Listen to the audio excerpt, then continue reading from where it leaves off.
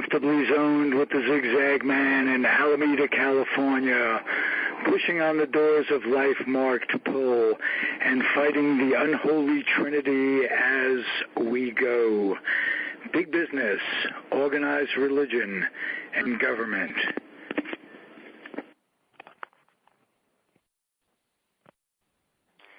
I am back, and you are flying high with me, the Zigzag Man, in Alameda, California, Northern California, down by the lagoon at the 420 studio. And it is my pleasure to introduce my guest, who is a son of a former Major League Baseball player. He played with the Washington Senators, and he played in the Warriors. So I have to learn from this gentleman. He's articulate. We've spoken off the air. He's been my Facebook friend. And I'd like to introduce my audience to George W. Case III. Anybody ever call you Trey? No, they haven't. But a lot of times, Ralph, they call me Junior, and I always have to correct them and say, I'm really the third. I'm not Junior. My dad was right. Junior. Your dad was a junior. Right. And I want to know about your granddad before we talk about your dad. Did you have memories of him? And well, no, Ralph, I really don't. Other than the fact that I knew his reputation. He was a terrific athlete himself. But my grandfather, my dad's dad, died in 1939, which was a year before I was born. But my father inherited his father's speed. His father had been a sprinter in the 1880s, and I guess the genetic line from his father to my dad, and then my dad to myself, was sort of there all the time, is that we were sort of blessed with natural speed. More so, world-class speed. Your dad raced. Bill Veck arranged an exhibition. And I don't know how old your dad was at the time, and it had to be after maybe even before the war. I'm sure it was before. Well, when it was, Ralph, it was 1946, and so it was 10 years after Munich with Jesse Owens, and Jesse was his reputation was the fastest man in the world, and my dad's reputation was the fastest man in baseball. So Bill Veck came up with the idea. He had just taken over the ownership of the Cleveland Ball Club, and my dad was playing for the Indians that year, and came up with the idea of a match race between my father and Jesse. And Jesse beat my dad by, just half a step at the finish line. He ran it in 9.9 in his baseball uniform over the outfield grass, and my dad ran it in 10 flat. So, my father was a world-class type sprinter, but his effort was always in baseball rather than track. And Jesse and my dad became, quite friendly over the years. And then in 1961, when I was a student at Rutgers University, I had a chance to meet Jesse, and we had a very nice conversation about that day. And he laughed because he told me, he said, George, he said, your father was so competitive. He asked me to run around the bases after our race, and I told him, I said, hey George, I only run in a straight line. I don't want to run around the bases. That's what you do. You're the best in the world at that. Right, and that's an art in itself, cutting corners and the art of base running. And your dad was literally the fastest guy in baseball in his time. Yeah, Ralph, he was. He was blessed. Both the Maggios played in your dad's era. That's really saying something. Well, you know what? The thing about baseball back then is that, it was when the long ball really started to come in, and you had the great, DiMaggio and Ted Williams and those guys, Hank Greenberg and Jimmy Fox. I mean, they were great power hitters. And there wasn't a lot of base runners from the Ty Cobb era in the 20s. But when my dad started to play in the major leagues, he really brought base running back. And, his forte was to be able to steal bases and to run bases. And he was not, in any stretch of imagination, a power hitter. He only had 21 home runs in his entire career. But as a leadoff man, I mean, his job was to get on base and then get in a scoring position and score. Absolutely. He, four-time All-Star, stole over 340 bases. hit 280-something, 282, I think, if I remember correctly. Yes. And had a lot of runs scored. He was just a good ball player. Played both corner positions. What did he pass on to you as a kid about? Was it his work ethic? Was it his training?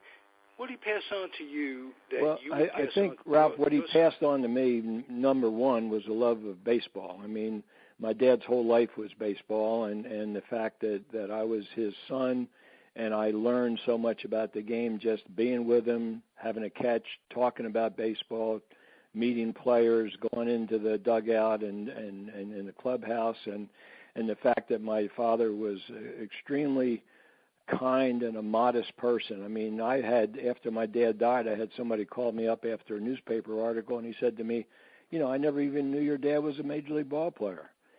So I think his modesty and his work ethic and his love of the game, but also his love of the family was something that was extremely important to me. Cool. It must have been a burden because your dad was on the road out of the 6 months that you play, he's on the road 3 months a year. That had to be a burden on your mom. It was. Yeah, so it was a burden. I think baseball wives and their families, they get used to it. But on the plus side of that, they are away during the season, but during the off season, they're really home.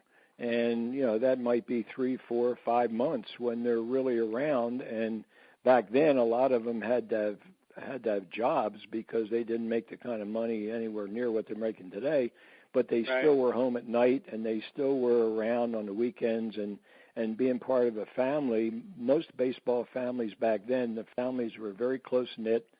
The youngsters, myself, I was very fortunate because I was the son of a ball player. My sister, as an example, was 15 years younger than me, and my sister remembers my dad as a coach, not as a player. But I remember my dad as a player because that's the era that I grew up in. Right. Who was his roommate on the road? Well, he had a couple. He had, it's a funny story because one of the roommates was a fellow Washington pitcher by the name of Ken Chase, and the traveling secretary with the ball club liked to have my dad and Ken Chase room together because their names were so similar. So they would get phone calls. One was for Mr. Case and one was for Mr. Chase, and it might have been the same person. The other thing, my dad was also a roommate for a while with Dutch Leonard, the great knuckleball pitcher for Washington, and Dutch and my dad were very, very good friends. And also, one year my dad was the roommate with Doc Kramer. The only year Doc Kramer played with Washington, he'd been a great player with the Red Sox, but he and my father were roommates. And then in 1946, believe it or not, my dad was a roommate of Gene Woodling, who Woodling at that time was really a rookie with the Indians, went on to be a player with the Washington Senators when my dad was coaching for Washington, and of course, and then Gene finished up his career, I think, with the Mets. But, those were, as far as I know, they were the 4 roommates that my father had during his career. Very cool. And who treated you when you were a kid, hanging around with the players every now and again, going to in the clubhouse? Who treated you particularly well? Well, Mickey Vernon. Outside of your dad, of course. Yeah. Well, my dad's his best friend on the ball club was Mickey Vernon, and Mickey was a family friend who I knew all my life, and always when I was a little boy, I always called him Uncle Mickey, and Mickey would come to our home in the off season and put me on his lap and sing me songs and all that kind of thing. So I would have to say that Mickey was probably the closest player on the Washington team that I had as a friend. And he went on to manage Washington. Right. And he went on to manage Washington with the expansion team in '61. And the first person that he called once he got the job was my dad to be his third base coach because my father and Mickey were such close personal friends. And my father was very happy to get back into baseball in the major leagues. He had been the baseball coach at Rutgers for about 10 years. And then the other coach that Mickey, after my father, he called was Sid Hudson. And Sid Hudson my dad and Mickey had all been teammates with Washington. Sid was their pitching coach. Tell me something. This always stuck in my mind about Mickey Vernon. Did he overcome polio? No, he didn't. That might have been somebody else, Ralph, but yeah, it could be that he did. No, Mickey was very strong, blessed with good health. As a matter of fact, Mickey passed away just a couple years ago, and was up until he had a stroke, I think, about a year before he died. But before that, he had been in excellent health. Oh, okay. Well, the person I'm thinking of overcame polio. It might have been Vic Wirtz. Well, it could have been. I mean, I'm not sure about that. Just I'm almost thinking out loud. But right. I'm glad you went through it. I'm going to tell you a story. Chuck Hinton played on that team in Washington. Yes, he did. Yep. And my family, this was the 1961. I'm a New Yorker. When the Yankees, and I wasn't a Yankee fan either. I was a Yankee worshiper. But my family went to Washington, and we took in a game that I got to see your dad, looking back, didn't think of it then, as the third base coach. Chuck Hinton played on that team. Yes, he did. I can't think of very many other players, but here's what I'll tell you. We're on the way from the cab. My father hired this cab driver to drive us all around Washington every day we were there, instead of buses or tours of that stuff. Right. So we had some guy pick us up every day. And Matt, Washington, so much to see. One thing I insisted on was going to the stadium, the RFK, I think. I don't know if it was called RFK. Well, that year, 61, they played at Griffith Stadium, and then the next year, when RFK DC Stadium was open, then they played there. So I'm glad I got to see Griffith. I'm glad I got to see Griffith Stadium. Right. If you went to Griffith Stadium, you saw Griffith Stadium the last year that it was there for Major League Baseball. Wow, cool. Because I didn't get to see Comiskey Park when I got to see Chicago. I got to see the opening year when they played in the new ballpark. In the new ballpark, yeah. It was nothing like it would have been at Comiskey for me. So I'm glad that I didn't even realize that. But the cab driver says, he kept saying over and over, he was a big sports guy. He goes, the Yankees, they're like a machine. A machine, I tell you. They come in, a machine. You got Maris, but he's going over the lineup. Right. And it reminds me, and I wonder, because you were a little older than I was, but I was 10 when it came out, 10, 11, 12 maybe. Damn Yankees. Yep. With the W, you have some stories about that? I do. I do, as a matter of fact, because that was 1955. I hope you're going to have stories about Gwen Verdon and her legs. Right. Gwen Verdon was Lola, and the fact that Damn Yankees was such a tremendous hit on Broadway, and then they made it into a movie.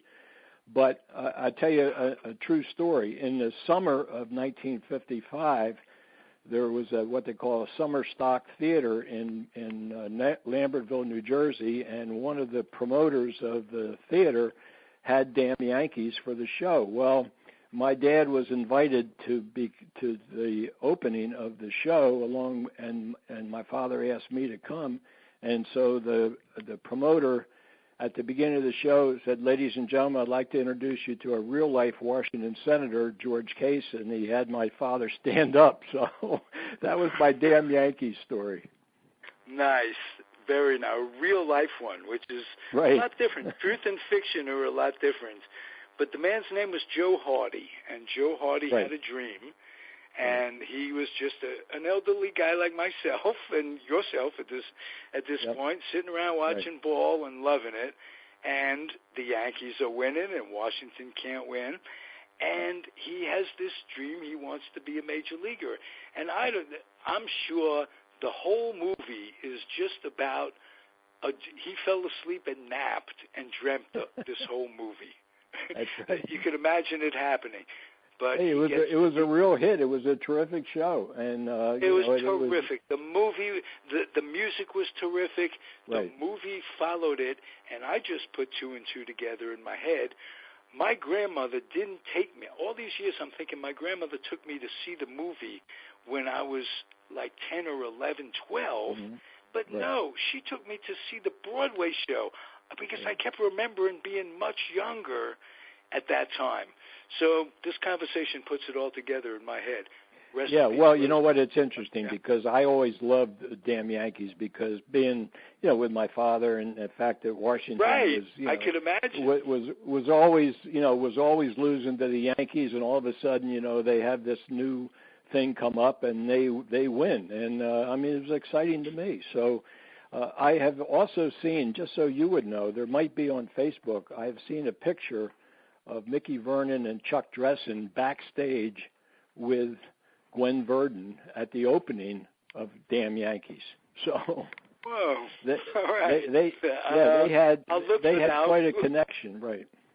Yeah, if you look at my website, I have always had a picture of that album with Gwen Verdon's legs on that album that went all the way up to Canada, if I remember correctly. Oh yeah. She was quite a dancer, and two or three songs really stand out. To be serious for a second, one of them, if you think about it, could be the most inspirational song of all time. You Got to Have Heart, and it transcends art to reality. And if you think, you could walk along and sing that song, because life isn't all peaches and cream for no, it isn't.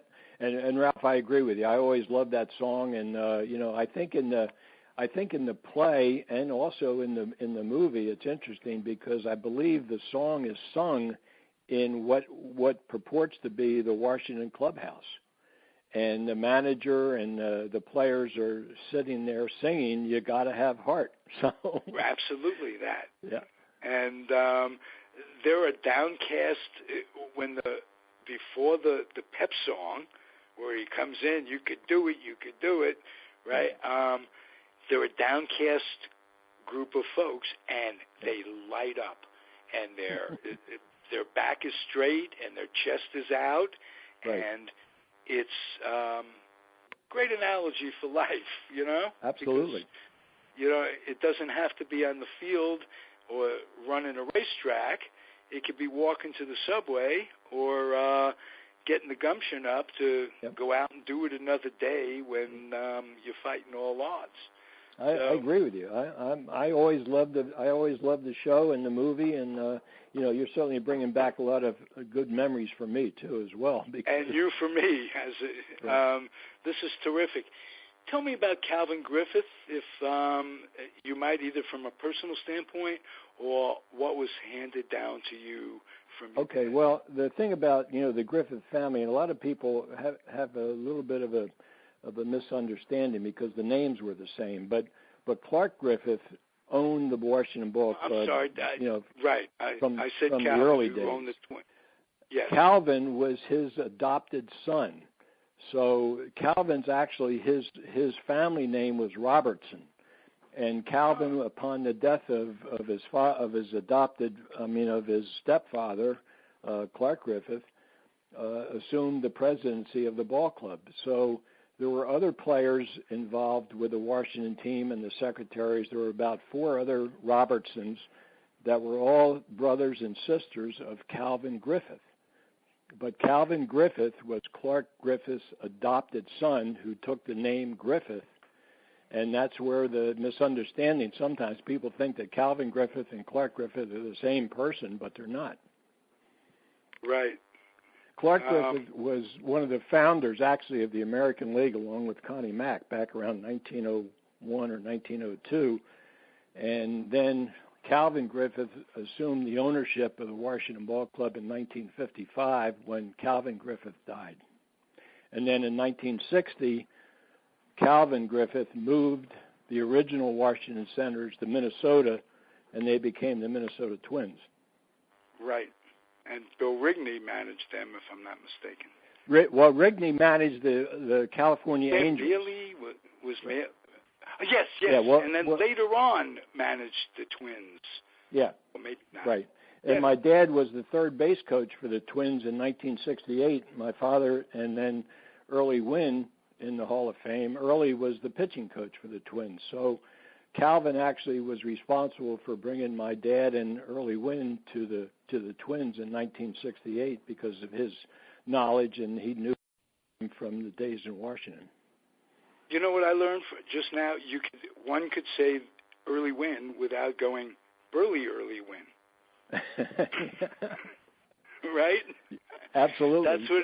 That was his nickname, Early Wynn. Yeah. And I remember listening on my mother's radio over the radio over the refrigerator. I was under the refrigerator at the moment.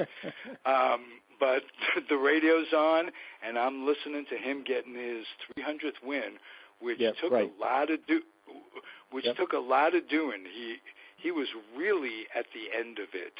Well, he was, and they tried to do a favor for him to get him the 300th win. And I remember reading about.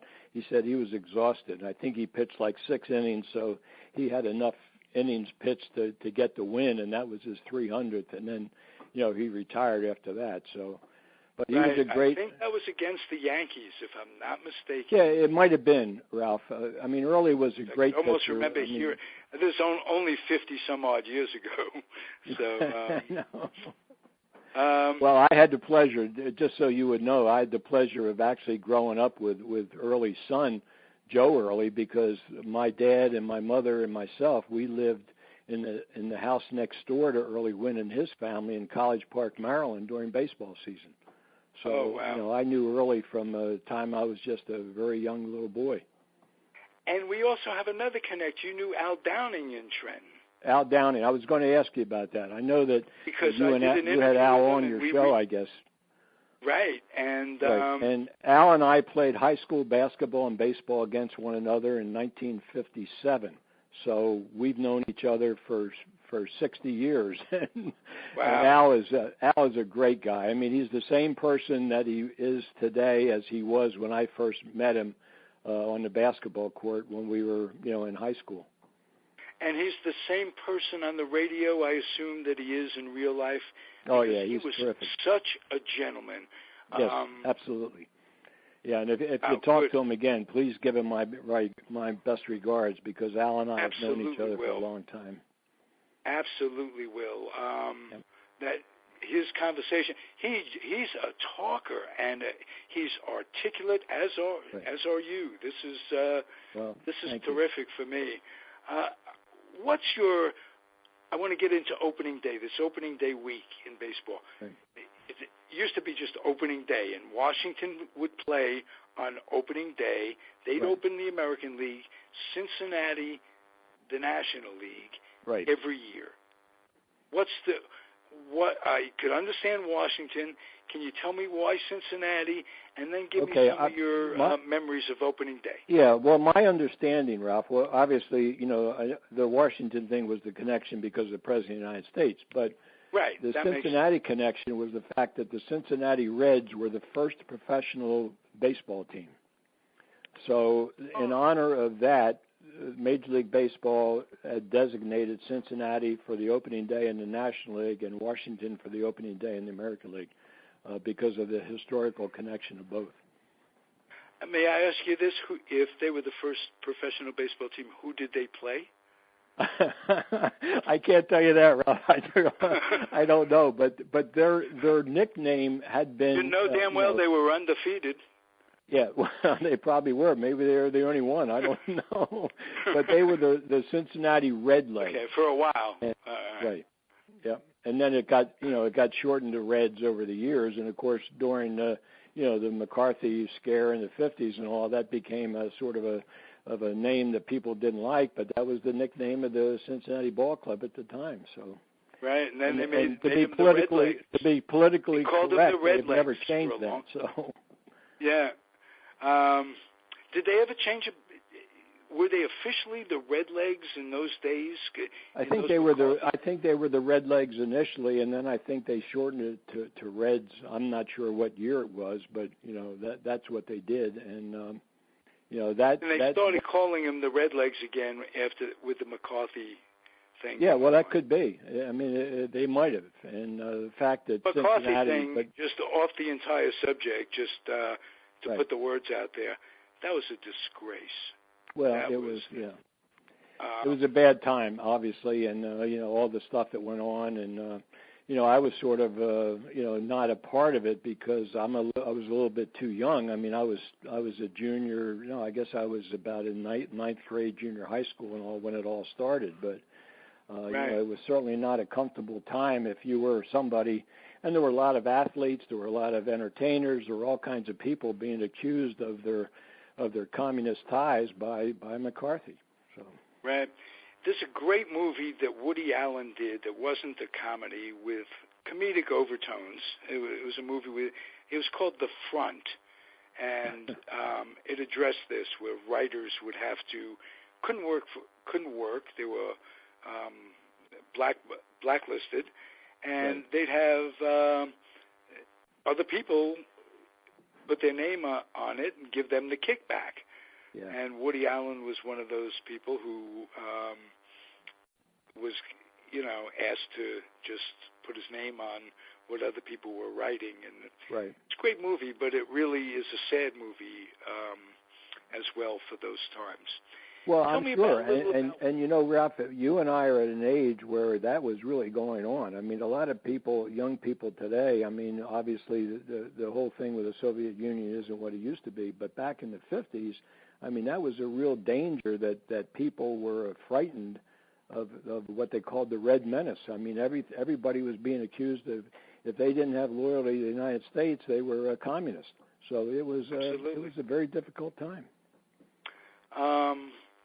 You can remember duck and cover. Well, absolutely. They'd have, am I right? Where they'd have, in school, you'd go under your desk, and there's going to be a nuclear bomb dropped, but here you are under your desk with the inkwell. I hope it doesn't hit the inkwell.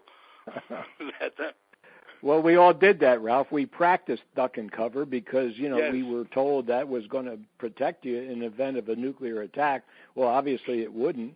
But that was what they did, and that's what all the kids were trained to do in school. And it becomes a mindset of worrying about it as well. It should have been. We were at a standoff, and then later came the Bay of Pigs and all of that stuff. Yeah. So it's been. I was a student at Rutgers University with two young children when that whole thing happened with the Bay of Pigs and with the Cuban Missile Crisis, and that was a tremendously scary time because you didn't know whether you were going to wake up the next morning if you woke up or if you didn't wake up because everybody would be dead. Right. This is a long shot, but I'm going to ask you. My boyhood Kittatinny camp counselor, the best counselor that ever lived, tied with Dick Trout, his name was Alan Sachs, and he attended Rutgers around the time that you did. And I'm wondering if you might know him. Well, the name is familiar. I can't say that I knew him, but certainly the name was familiar. I mean, I'm looking back now. I mean, I'm starting to lose some of my very good friends at Rutgers. Some of my fraternity brothers and classmates and teammates, and so it's a hard time for me personally because I still think of it as not that long ago, and like we're talking now. I mean, that was over 50 years ago. So right. But I just took a shot, and putting Alan Sachs's name on the airwaves is good for karma because he's a terrific guy. And it's all about memories, Some are good, some are bad. Give me an opening day memory, a presidential opening day memory. Okay, let me tell you the one opening day memory that I have that was very clear to me, and it's somewhat of an interesting story. It happened when I was in college in 1961 when the Senators are playing at Griffith Stadium, and the opening day. I had worked out with the ball club before the the day started, and I had taken batting practice and infield practice, and I was thrilled to be on the same ball field where my dad had played. But I went in and got dressed, and afterwards I'm sitting in the Washington dugout in my street clothes just before President Kennedy comes into the stadium to throw out the first ball. And I'm sitting right next to where the presidential box is. And I'm just enjoying myself. I said, boy, this is wonderful. Well, all of a sudden I have about 5 Secret Service guys surround me, said, what are you doing here? You can't sit there. And I said, well, my dad's a coach with the ball club. They said, where's your father? So I had to point him out. They had to run out on the first baseline, grab him, had him come in and identify me as George Case's son. So the Secret Service knew that I wasn't a threat to the president. That was my do. That was my opening day memory that I'll always that was have. The best work they ever did. They never followed up on another lead. Well, it really was a surprise to me because I felt that I was totally innocent of anything. I was just minding my own business. But I'll bet you were, sure. Yeah. So, and my dad was laughing when he came in from the first baseline. He said, "Oh, that's my boy." So they said, "Oh, okay, Coach. We just wanted to make sure that that he wasn't some threat to the president sitting here." So. Right. Nice. So you got to interact a little with Kennedy at all, or? Well, I didn't. I didn't really interact to him, except the fact that I was almost right next to him. Thrown away. That's a good story. That's a good story. Well, it was interesting, of course. Then with the tragedy of what happened a couple of years later in Dallas. But the fact is that at that time, John Kennedy was like everybody loved him. And the fact that he was a young, vibrant president, and he had, some athletic ability. Many times the president, they throw out the first ball, and they weren't that well endowed with athletic skills. But right. Kennedy Keep your was. elbow up, Nancy. Yeah. Right.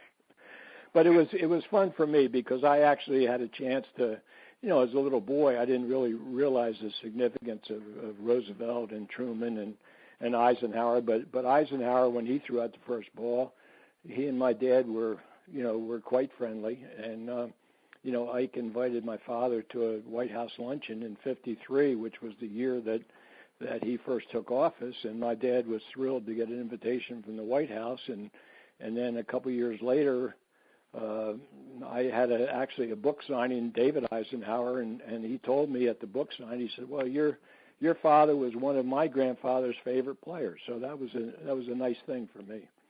Whoa, that's a big compliment because whatever Nixon was or wasn't, he was an ardent baseball fan. Right. And he and his grandson, whom you're referring to, his son-in-law, rather,